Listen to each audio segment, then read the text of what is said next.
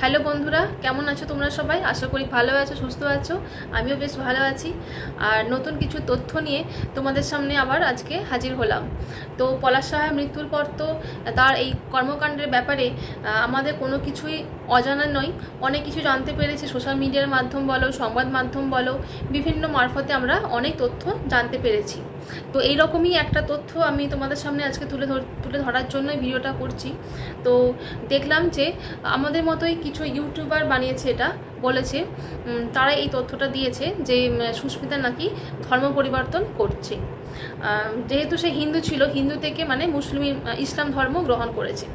কিন্তু বন্ধুরা, তোমরাই বলো, সে শুধু কেন ধর্ম পরিবর্তন করতে যাবে? সে তো পরিষ্কার ইন্টারভিউতে জানিয়ে দিয়েছে যে সে হচ্ছে পলাশ সাহা, তার সারা মন জুড়ে শুধুমাত্র পলাশ সাহাই আছে। আর এই মুহূর্তে সে অন্য কিছুকে নিয়ে ভাবতে পারছে না। তাহলে সে যদি অন্য কোনো জায়গাতে সেটেল হতো, অন্য কারো সম্পর্কের সাথে জড়িত থাকতো, তাহলে ধর্ম পরিবর্তন করার কোনো দরকার ছিল। কিন্তু সেরকম তো কোনো ব্যাপার নেই। কারণ সে পরিষ্কার জানিয়ে দিয়েছে যে সে তার এই বিয়ের ব্যাপারে বা তার অন্য সম্পর্কের ব্যাপারে এখন ওইসব কিছু ভাবতে রাজি নয়। সে এখন তার সারা মন জুড়ে শুধুমাত্র পলাশ সাহাই কিন্তু এখনও বেঁচে আছে। সে তো পরিষ্কার সংবাদ মাধ্যমে জানিয়ে দিয়েছে। তাহলে সে শুধু কেন হিন্দু থেকে ইসলাম ধর্ম গ্রহণ করবে?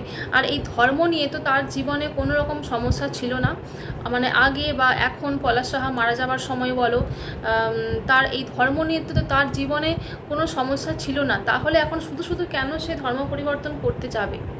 তাই বলছি তোমাদের, মানে কিছু ইউটিউবার আছে, তারা হচ্ছে কিছু মানে ভিউজের জন্য এরকম উল্টো পাল্টা রটাচ্ছে। একটা মুসলিম কারোর সাথে একটা ওই সুস্মিতার মুখটা চিপকে এরকম একটা সোশ্যাল মিডিয়ার মাধ্যমে ছড়িয়ে দিচ্ছে। প্লিজ বন্ধুরা, এরকম কেউ করো না। উল্টোপাল্টা ঘটনা রটিয়ে কি হবে বলো? কারণ সুস্মিতা তো আমাদের মতোই একজন সাধারণ মানুষ। তার মনের মধ্যে দিয়ে এখন কি চলছে সেটা একবার ভেবে দেখো। অযথা তাকে নিয়ে একটা সাধারণ মানুষ, একটা অসহায় মেয়ে, অসহায় মহিলা, তাকে নিয়ে এরকম ভুলভাল খবর না রটানোই আমার মনে হয় ভালো। আর তোমাদের তো আমি এর আগে একটা ভিডিওতে বলেছিলাম যে পলাশ সাহার চাকরিটা সুস্মিতা পেয়েছে, আর সেটা নিয়ে শাশুড়ি অশান্তিও করেছে। কিন্তু সে যাই হোক না কেন, সুস্মিতা কিন্তু সে চাকরিটা করতে চায়। কিন্তু পলাশ সাহার চাকরিটা, এবার তোমাদের প্রশ্ন থাকতে পারতো, সুস্মিতা তো এইসবে গ্র্যাজুয়েশন কমপ্লিট হয়েছে, তাহলে সুস্মিতা অত বড় পোস্টের চাকরি কিভাবে পাবে? সেজন্য জানিয়ে রাখি তোমাদের যে ওই পোস্টে চাকরিটা পাবে না, মানে পলাশ সাহা যেই পোস্টে চাকরিটা করতো সেই চাকরিটা পাবে না। কিন্তু ওই গ্রুপ ডি পোস্টে আর কি তার যোগ্যতা অনুযায়ী, সেই যেহেতু গ্র্যাজুয়েশন কমপ্লিট হয়েছে, তার যে যোগ্যতা আছে সেই যোগ্যতা অনুযায়ী কিন্তু তাকে চাকরি দেওয়া হবে। আবার এমনকি 3 মাসের জন্য তাকে 3 মাস বা 1 মাস যেটা থাকে আর কি, যেটা টাইম থাকে ওদের রুলস অনুযায়ী, ওকে ট্রেনিংও নিতে হবে, তারপরে চাকরি। আর পলাশ সাহা তো অনেক বড় একটা পোস্টে চাকরি করতো, এসপি, কিন্তু সুস্মিতা তো সেই পোস্টটা পাবে না। কিন্তু তার যোগ্যতা অনুযায়ী সে সেই রকম পোস্টেরই চাকরি তাকে দেওয়া হবে। আর একটা খবর আমি পেয়েছি যে সুস্মিতাকে নাকি রেস্টুরেন্টে ডিপজলের সাথে দেখা গিয়েছে। আমার যে অভিনেতা ডিপজল আছে না, সেই ডিপজলের সাথে নাকি সুস্মিতাকে দেখা গিয়েছে। কারণ সোশ্যাল মিডিয়ার মাধ্যমে অনেকদিন ধরে এই গুঞ্জনটা ছড়াচ্ছে সুস্মিতা নাকি নায়িকার পর্দায়, মানে বড় পর্দায় চান্স পেয়েছে বা পেতে পারে। হ্যাঁ, এরকম একটা খবর তো অনেকদিন ধরেই শুনছি। কারণ সে যেরকম সুন্দরী দেখতে, এত অল্প বয়সী একটি মেয়ে, দেখতেও সুন্দর, আর তার নাচও আমরা দেখেছি সোশ্যাল মিডিয়ার মাধ্যমে। মাত্র 15 দিন প্র্যাকটিস করে সে বিয়ের সময় একটা ডান্স পারফরমেন্স করেছিল, মাত্র 15 দিন প্র্যাকটিস করে।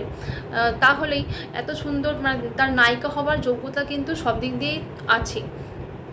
আর আমরা অনেক কিছু ফটো দেখেছি পলাশ সাহার, যে হানিমুনে ওরা গিয়েছিল, বেশ সুন্দর ফটো, মানে এইসব দেখেও, মানে তার নাচ বলো বা এইসব ফটো শ্যুটগুলো দেখে বোঝা যায় যে সুস্মিতার মধ্যে একটু নায়িকার মতো একটা ভাব আছে, একটু স্টাইলিশ। সে মধ্যবিত্ত বাড়ির মেয়ে হলেও তার বাবার আর্থিক অবস্থা একদমই খারাপ, কিন্তু সে কিন্তু বেশ সাজানো গোছানো, তার মধ্যে কিন্তু সেই প্রতিভাটা আছে। সে মানে আর্থিকভাবে তাদের বাবার অবস্থা খারাপ হলেও কিন্তু সুস্মিতার মধ্যে মানে একটু স্মার্টনেস আছে, স্মার্টনেস কিউটনেস এগুলো আছে। সেই সূত্রে সে নায়িকা হতেই পারে। সে নাকি এখন ডিপজলের বাড়িতে আছে, আর ডিপজলের সাথে রেস্টুরেন্টে তাকে দেখা গিয়েছে, এরকমই আমি তথ্য পেয়েছি। তো দেখা যাক, নায়িকার চান্স পেলে সেটা তো আমরা জানতেই পারবো। আর পলাশ সাহা আর সুস্মিতা সাহা দুজনকে দেখলে কিন্তু নায়ক নায়িকা বলেই মনে হবে। ওদের জুটিটা এতটাই সুন্দর, একটা কিউট জুটি ছিল। তবে এই নায়িকা হওয়ার ঘটনাটা কতটা সত্যি কতটা মিথ্যে সেটা তো পরে জানতে পারবো। নায়িকা হলে তো সেটা আমরা সোশ্যাল মিডিয়ার মাধ্যমে অবশ্যই জানতে পারবো, তখনও তোমরাও জানতে পারবে। আমার ভিডিওর মারফতেই হোক বা অন্য কোনো মারফতেই হোক, তোমরাও নিশ্চয়ই জানতে পারবে।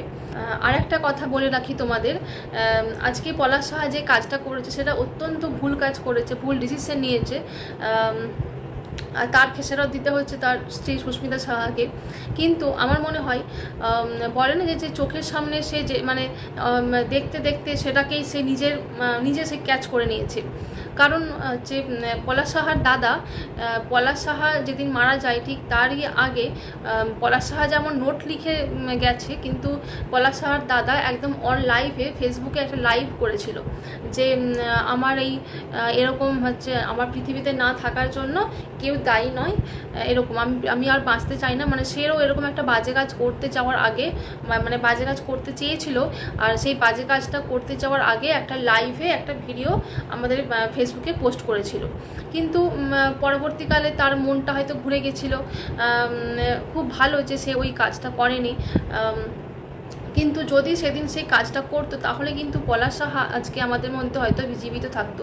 কারণ সে যখন দাদাকে দেখতো এরকম অবস্থা, তখন সে নিজে বুঝতে পারতো যে না, মরে যাওয়াটাই হচ্ছে সব থেকে মানে সব সমস্যার সমাধান নয়। সেদিন যদি ওর দাদা সেরকম ভুল কাজটা করতো, কিন্তু ভালো করেনি, খুবই ভালো কথা। সেই মুহূর্তে তার দাদার হয়তো মন ঘুরে গেছিলো, কিছু ভেবেছিল যে না এটা ঠিক কাজ করছি না। আর সুস্মিতাও অনেক মারফতে জানতে পেরেছি যে সুস্মিতাও নাকি মাঝে মাঝে ওরকম বাজে কাজ করার চেষ্টা করতো। তাদের অশান্তির চাপে আর কি, তাদের শাশুড়ির এই সমস্ত অত্যাচারের চাপে সে নিজেকে অনেকবার শেষ করতে চেয়েছিল।